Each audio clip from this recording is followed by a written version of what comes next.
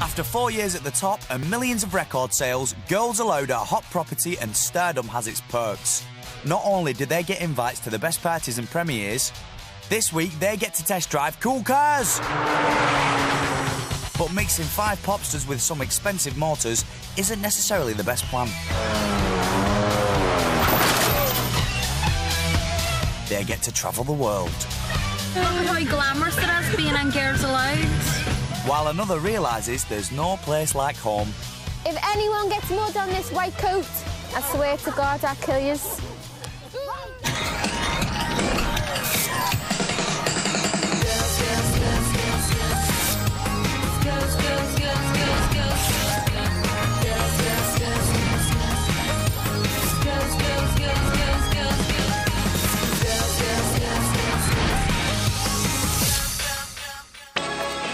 ...2006 has been a hectic year for Girls Aloud. Endless TV shows, a 12th top 10 single under their belt, Australia conquered, and gigs galore. But concerts are not the only places that Girls Aloud perform. If the price is right, the girls will also sing at private company parties. People just think you do your tours, you do your TVs, you do, your promotion and that's it. But there's a hell of a lot of events that people don't get to see. The girls do a lot of corporate gigs, and the reason we do them is because the girls like playing live. That's their favourite thing to do, and we get well paid for it. March 2006 and the Foxy Fivesome are in the heart of the Mediterranean. They're in Greece to perform 2 surprise corporate gigs. A nice little earner, as pop acts can earn hundreds of thousands of pounds for just one night's work. The corporate events involve fees, so it's an income for the girls outside the record deals, etc. They're in Athens for 5 days to strut their stuff, but the girls are more concerned with how they're going to kill time in between. They're just so used to having such a hectic lifestyle and work schedule that as soon as they get a few days to themselves, if they're not at home, they don't enjoy it, so we're stuck in Athens with a few days off, with really nothing for them to do. With 3 days to go before their next performance, doing nothing is too much for one Girls Aloud. Sarah's had enough and is flying back to the UK. While I've got a couple of days, I might as well make use of it and go back home and visit my mum. So I'm just hopping on a flight in the morning, the early hours, going home for a couple of nights, and then I'll be back on Friday for the next gig. Long-suffering tour manager Drew packs Sarah off to the airport and knows he's got a tricky few days ahead of him. So just get everything. So we're getting a car at 4 o'clock in the morning, aren't we, Sarah? Yeah, rub it in, but it'll be all worth it when you get there. What do you do with 5 bored girls? Just get bored with them, I suppose. There's not a lot you can do. They're taking it quite well, but it is boring. For me, I love it because it's a great chance to relax and just sit and do nothing, which doesn't happen very often. So I'm not bored or complaining in the slightest, but, unfortunately they are, which I can totally relate to. I think being in the band, you get too used to everything. You get too used to there's always somebody to help you sort something out, and you've always got each other as well to do that. You know that somebody's going to ring you and tell you you've got to be up at this time every day, and you know that you're going to be busy kind of every day, and obviously it can't go on forever, and there is going to come a point where it's going to be like waking up in the morning and not actually having anything to do, and it's quite a scary thought actually. Desperate not to lose any more girls to boredom, tour manager Drew hastily arranges a day of fun in an attempt to entertain the remaining 4. We're going to go out today and try and look at some sights, go and have a meal, meet up with the dancers, and just trying to make it a bit of an entertaining day for them. Drew's big fat Greek adventure is a surprise, so none of the girls have a clue where they're going. Drew's mystery adventure is to take the girls up to the highest point in Athens to see the view. But a 2-mile trek uphill in high heels is not what the girls bargained for. I don't think I can do it. What would you sit here at one of these restaurants? Drew.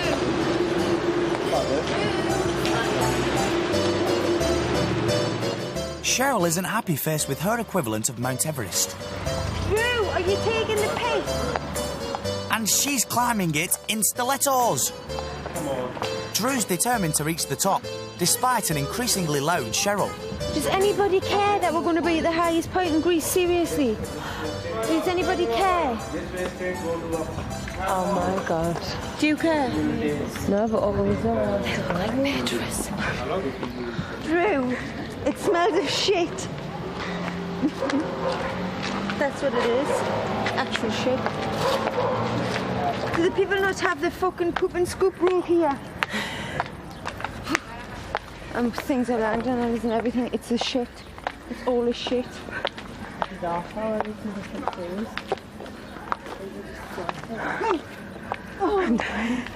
Half an hour into their uphill struggle, and the highest point doesn't seem to be getting any nearer.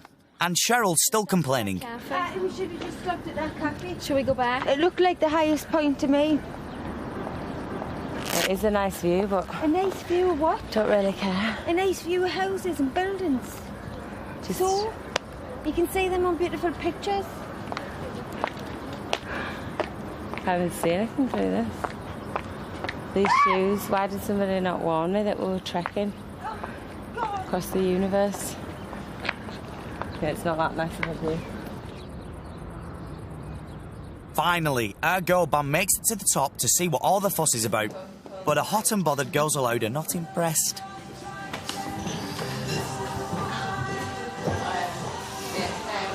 I was scared, you know, I could have slid, I was sliding, could have slid off the edge of the stairs, plummeted to my death, just for the sake of this. Who cares about being at the top peak of Greek? All you can see is buildings. For real? I'm really for real. I couldn't give a shit. You know, Sarah's going to be laughing her head off when she watches this part of the documentary. Drew allows the girls to take the easy route back down, but their Greek adventure is far from over.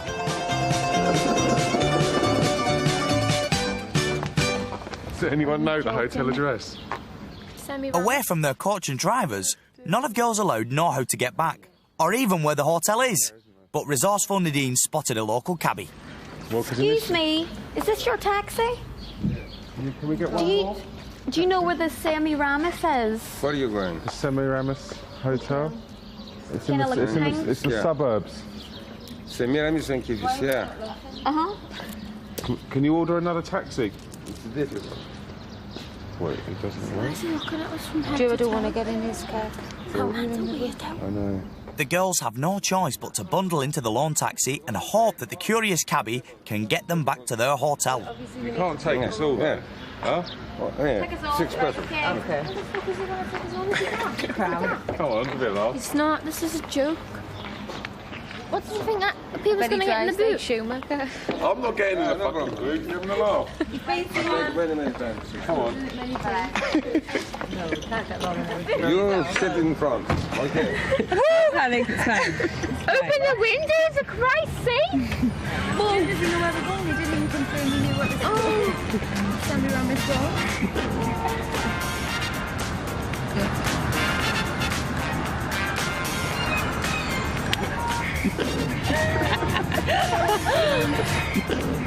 Oh, great. Look at how glamorous it is being on Girls Aloud. Our glamorous pop stars are used to luxury transport, and Cheryl's got a new complaint. This basically has got to be one of the worst days I think I've ever had.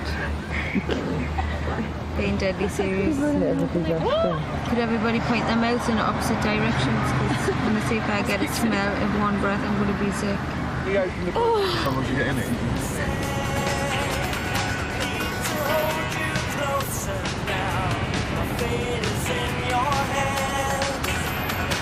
Yes. I'm blocking the one. What did you do? Get your head chopped off? No, imagine if I came in and it was just a net. One hurry cab ride later, and the cabbie finally arrives at the girls' hotel. But Drew's got more fun planned, and there's only time to get changed before they're back out on the road. That looks nice. Drew's next Greek surprise is a surefire winner. he's arranged a night out with the Girls Aloud resident dancers at a traditional Greek taverna.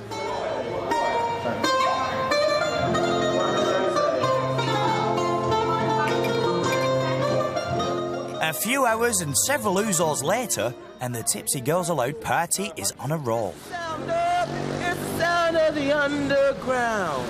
But with Sarah back in the UK, Cheryl's at the end of her tether and wants to go back to their hotel. What? Needs taken home. Oh, really, is she? Thank you. Yeah, she does look kind of... Okay, I didn't realise. I'm looking now and they're like...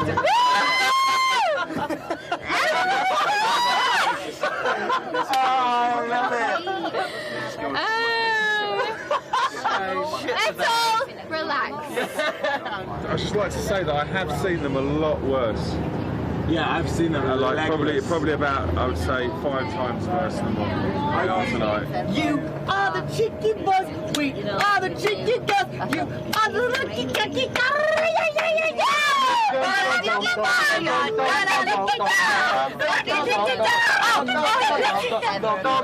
This is why I do not drink, people. On camera. With the Girls Aloud coach party in full swing, Athens is beginning to grow on the 20-year-old from Runcorn. Coming up, one of the girls drives into a whole lot of trouble.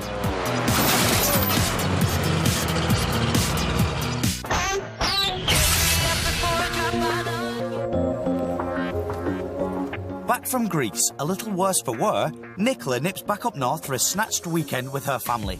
It's good for Nicola to go home. She's very grounded and she's very close to her family. And she really is very happy when she's in Liverpool, and it takes her back to her life, which is normal. I've got 2 little brothers and a sister, and it's like, I don't want to be one of them sisters where they say, oh, there's Nicola, we seen her about twice when we were growing up. I don't want to not see them, so of course I'm going to go home whenever I can to see them. There's been times when I've literally finished work at 7 o'clock, drove home, and had to be back again for like 12 o'clock the next day. And people always say, it's like, oh, can you be bothered driving and blah, blah, blah. But you know, sometimes it only takes me 2.5 hours to get home and it's nothing. You know, it's like, well, are you going to wait or what? Sorry. You know, and it's nothing. It's like a couple of hours. Just do that, getting in and out the bath or washing and drying in your hair. Do you know what I mean?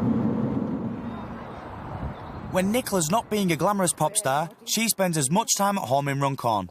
Today, she's cheering on her younger brother, 9-year-old Harry, from the sidelines. Oh, you've got to be joking. Is this some kind of a joke?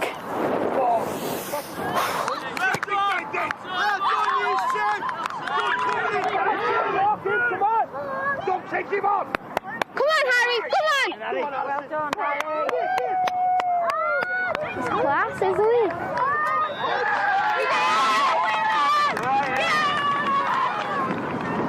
Well done, mate. Well done. Right, and man of the match today goes to my very own lovely little brother, Harry. Well done,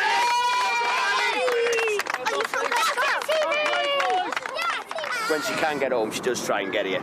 But she's busy as normal, you know. Being the superstar she is. If anyone gets mud on this white coat, I swear to God, I'll kill you. Are you very proud of her? Oh, well, I'd be proud of her if she did anything. Just glad she's doing something that she wants to do, you know. And that's it, really. All right, I must hit my hands now. With the football match over, Nicola and her mum pop round to see her nan and granddad. To Nan and Grandad, love from Nicola. And there's one on that, love from Kimberly. I've got every disc that they've ever made. I used to always see somebody on and think, well, she's as good as that, why can't she be on the telly? She even goes up to the corner shop in her pyjamas with a coat on. Grandad, you're giving away all my secrets. Nicola may be a famous pop star, but even she can't escape the home videos and a trip down memory lane. All of them, yeah, they're all grown up now. Look how fat I am, I'm just like... Boom, boom, boom, boom, boom. Aren't I? And all the rest of the kids are skinny. What's my dad doing? Did you tell him to wear that top? No. Did you tell him to have that moustache? I don't know. I think everybody had one them days, though. I think it was the fashion. All the fellas had one. Yeah. And again. Oh. I was a good kid, wasn't I? I was like a really good, special kid. With red hair and fat legs. No eyelashes. Stay to me. You can fly almost, innit? Nicola wants to be a hands-on big sister to her 2 little brothers, and before she goes back to London, she takes them out for lunch to spend some time alone with them. I don't act like Nicola's my famous sister like that. I just act like I'm a normal boy in school. I'm taking a picture. You're not going to have a play? I'm taking a picture. Come here then. It's quite important for me to spend time with them because, like, I don't want to be one of them sisters that they never see or they don't know. You know, I want them to know me and to feel like I'm part of the family. Like, I'd hate to never be there. What are you doing?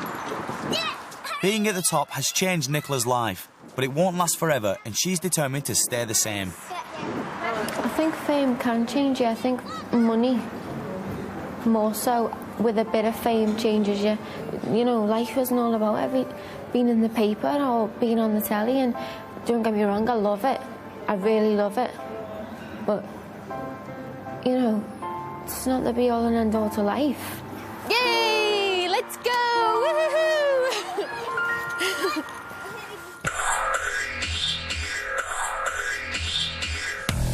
The next day, all 5 girls arrive at Silverstone to be special guests on the car show 5th Gear. Here we are, about to drive to our deaths. Hello! Hey! Are you excited? Yeah, I've got my racing jacket, my racing shoes. I'm ready to roll. Nick, there's a loo over there. We're doing 5th Gear just because it's fun, really, and not really for any other reason. I think it's really good to let off a bit of steam and not have to pay for it because it's a TV show. I've got to let you into a secret. I actually just really like Girls Aloud and thought it'd be brilliant to get them on the show as a way of meeting them. And they said yes, which is great for us. It's one of the perks of being Girls Aloud, and a chance to road test some very expensive motors. I'm really looking forward to doing this. I'm here. I'm here! All set and ready to go?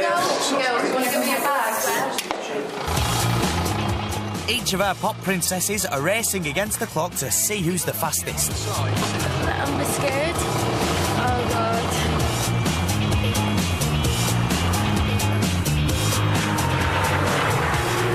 My turn. I think I could do quicker than that if it was time posted. What's your time, Nadine? My time is 1:59. You hear all sorts of stories about, God, they're terrible to work with, but they've been really nice to us. Bring it on. They've been dolls. Is she worrying you? The insurers never expected her to do that. I'm getting me one of those.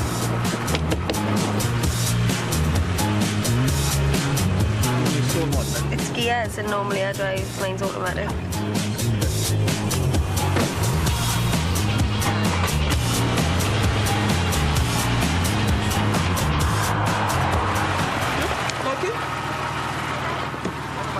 So, good, bad? It was fine, you know, but I was in control, so I wasn't bad at all. I'm actually trying to pull some strings to get in the Ferrari. I'm pushing my luck. With filming almost finished, Sarah wants more. She's got her eye on a classic Ferrari, and she's determined to take it for a spin. Quick team photo for us, and then we'll get in that Ferrari. For anyone who wants to. Please, definitely in the car going at 1:15 at the latest. Okay. If you want, if you want to have a go, sir, fine, go. Okay. Look, I don't. Keep filming. Nice big smile. Thanks to me. Watched by the entire film crew, Sarah's Ferrari experience doesn't quite go to plan. Just poodle out until you're on the circuit. Just poodle out, nice and steady till you're on the circuit. Pootle, slow. I know. Steady past your grannies. Yeah, get it out your system now.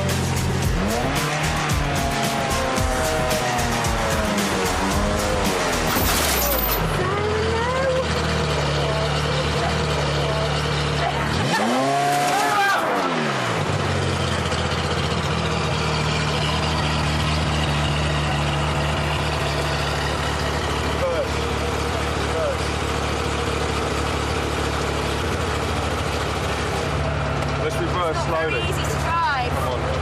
Reverse slowly. Right, bring your wheel. Really slowly bring it back.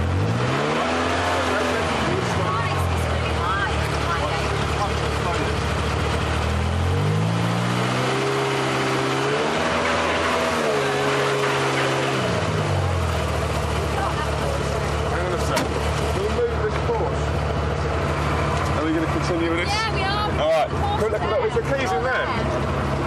Straighten them up. They just go. I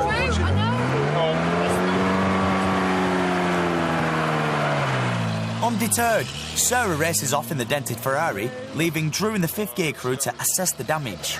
I just said, are we going to continue with this? She said, yeah, just move the Porsche. Want to let me out? I don't think she's actually realised what she's done. Twat. How are you feeling right now? Well, reflective. Anyone got any tips? Why didn't she just drive normally until she got out of the thing? That's a beautiful Ferrari, and I think it's got a bit of a dent in it. I'll just clear everything out of this car park if she's coming back. Whoa! Fucking hell, she's The fifth gear film crew wait for Sarah to return from her expensive drive to see the damage herself. Apart from the beginning, started out badly, ended out quite good. I'm not very good at getting through tight gaps, as you can see. Fucking hell.